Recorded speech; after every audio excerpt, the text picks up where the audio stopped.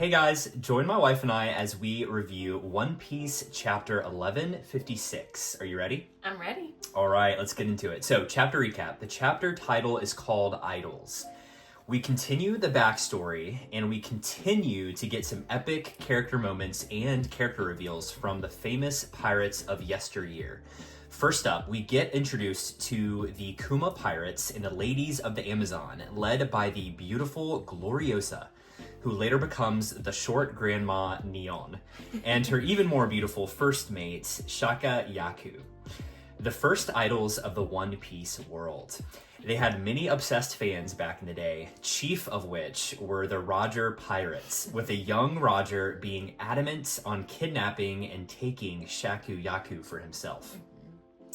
They have an altercation, if you want to call it that, where the Roger Pirates fall down helpless in a love craze at the sight of the beauties. They then get their gold stolen by the Amazons, with a disappointed and annoyed Rayleigh shaking his head in disbelief. The Kuma Pirates leave, but guess who shows up to make things crazier? A young vice admiral by the name of Monkey D. Garp. Roger immediately rallies himself, and the Navy and the Roger Pirates start throwing hands with an epic panel of Roger and Garp clashing. We have a page or two back at Elbaf where Loki is trying to leave, and then we find Rox to join his crew, and then the chapter ends at Pirate Island where Rox and the crew discuss the importance of Elbaf and the coming conflict against the world government. Rox admits they need 2 devil fruits to make it happen, one of which is found on Elbaf, and apparently Harold has to be the one to eat it. So, thoughts on what happened? I thought it was good. A little bit of a slowdown, not in a bad way, but just more like lore and world building. Right. And just everyone kind of... It's fun to see the Kuma Pirates come up again, because it's been a while since they were kind of mentioned. Right. To see Roger, really young Garp, Yeah. and they're, what do they call them? They're like glorious youth or something, whatever. Yeah. The hot-blooded youth. Hot-blooded youth is, I think, the term that it used. So that was kind of fun to see. And then we know that there's 2 devil fruits that Rox is looking for. Mm-hmm. One that's on Elbaf. I think it might be the one Loki has. Right. Whatever that is. Uh-huh. And then there's a mysterious other one. So it could be Lost the fruit. Gomu fruit. Oh, yeah, that makes sense. It could be Yeah. Lost fruit. It could be many of them. I'd imagine that Rox probably knows about the Gomu Gomu no Mi. If he knows about everything else, if he was able to get into Emu's personal chamber. Oh yeah, he probably knows about that. Yeah, so he's got to, for sure. So yeah, a couple things. Yeah, once again, the Amazonians, I'm glad that we got to see them again, obviously, and really funny reveal that like Roger is obsessed with Shaka Yaku, who I feel like Shaka Yaku. I feel like Shaka Yaku is like the actual grandmother of Boa. That's my thought. Because she kind of looks like her and acts like her too. You know what I mean? Like she's like stuck up or whatever. So, and then it's funny that Gloriosa actually has a thing for Roger, but Roger's like, move aside, let me. Yeah. He's his eyes is for her first mate, but Gloriosa really wants Roger, and of course Garp doesn't care at all. And then also Rayleigh is not really affected. Yes, he's not as affected. Yeah. He was like. Yeah, he was basically like shaking his head, like this is so stupid. And then what's her name? Shaka Yaku is like, I feel for you, Riley. And then she like gives him a wink, and then he kind of like yeah. So he almost budges there. Yeah. He almost becomes a hot-blooded youth. Yeah, let's put it like that. So the first really epic part is when Garp shows up. We get that awesome clash between the 2 rivals, if you will, or frenemies. Kind of, right. Yeah, frenemies. And so we have it on screen right here. Super cool. So Garp gets like a really awesome armament hockey punch into Roger, and then Roger has his black blade, it looks like, and is whacking it to the side of Garp with the non-sharp side. I don't know if that was intentional, but they have like a... He's not trying to kill him. Yeah. They're obviously... They want to fight each other. They're just, roughhousing. And you see like the Conqueror's hockey, Black Lightning come out. So really cool that they had Conqueror's hockey that when they were that young.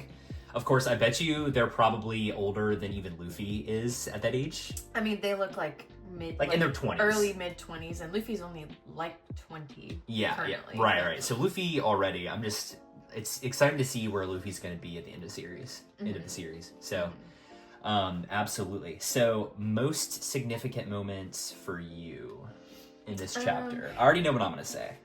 I did like the Kuma crew and like seeing the behind the scenes of that. Right. And then I also liked seeing Garp and Roger kind of face off with each other.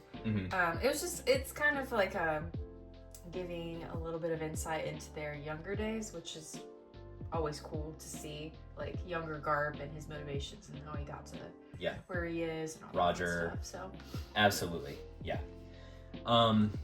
For me, I think the most significant moment is you were talking about it first, Rox, and at the end he's talking to his crew about how how they need Harold and the Giants and Elbaf is what he says specifically on their side so that they can overcome the world government. So he says, and then he goes on to say he needs, like you said, 2 devil fruits, and then it was a word that started with a G.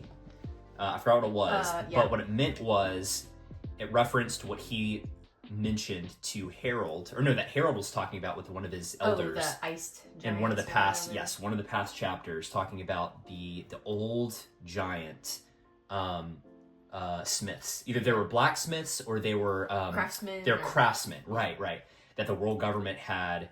Apparently, the legend has it that they took these craftsmen, giant craftsmen, and put them on ice, right? So apparently Rox knows about that too. Yeah. Right? And so Rox is like, we need them as well. And his crew kind of makes fun of them. They're like, they'd be dead by now. I think that's what Whitebeard's like, they'd be dead by now. Yeah. He's like, oh, come on, what about dreams, guys? So once again, Rox is just like Blackbeard, his son, in that, hey, dreams are everything. So you take the dreams away from a pirate, and you take the pirate's soul. Is like his view of it. Yeah. So he's just like Luffy, just like Roger, in that way that they're people of dreams. Of course, we know that Rox is on the wrong side of that, along with his son Blackbeard. But so 2 devil fruits, one of which he believes is in Elbaf, and for whatever reason, whatever that fruit is, which we think is the fruit that Loki has. Right, we think it's the one that would make sense. That would make sense because we know that Loki gets the fruit. I'm pretty sure during his dad's death is like. Well, I don't know if we know that for sure. We don't know that for sure. That's what I'm thinking. Heavily implied. It's implied, yeah. And that Harold needs to be the one to eat it. I don't know why that is. I think it has something to do with their like ancient giant blood. You okay. know? Yeah. Which Loki also has, obviously, of course, but yes, Loki does have that, right? And so, and if Loki does have that fruit, what does that mean? Like, how powerful is he? So yeah, I guess we'll see in the chapters to come some of the revelation of that, what that devil fruit is, and what happens to Harold. I'm honestly not sure. So Rox keeps on saying that Harold is his friend, and he actually kicks Kaido in the face at Kaido mentioning, hey, you should just force him to join your crew. And he's like, don't you dare say that. So he does have a respect for Harold. So part of me was wondering if Rox was the one who was doing something to Harold, right? Whenever we got into when we started the flashback where it shows something's happening to Harold, right? In the throne room. Yeah, or he's becoming something else. Now I'm pretty much all in that it was the world government Holy Knights, Emu, that were doing something to Harold. Yeah. So I feel like at this point, I don't think Rox would do something to him. I might be wrong. Maybe if Rox gets pushed to the wall and he has and Harold keeps on declining him, I think Rox could get to the point where, he's evil, right? That he will do that to Harold. I don't know. We'll see. So that'll probably be revealed in the next couple chapters. We'll see. So yeah. All right, so who was your standout character and why? Probably. I like Shaki, whatever her actual woman name is. Shaka Yaku? Yeah. She kind of reminds me of Robin-ish a little bit. Yeah. Robin and She has the Nami eyes, kind of. Yeah. I thought she was pretty cool, and then I also thought Rayleigh being kind of not phased by all of this. He's the most mature out of the crew. It was giving Zoro. Zoro vibes? Zoro just being these people, you know? Or Jinbei, but more so is Zoro.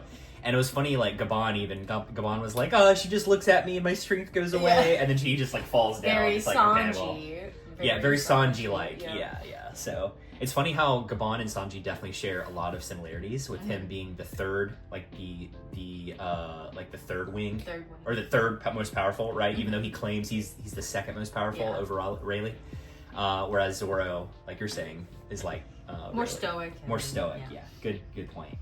So I think for me, standout character this time is, we'll say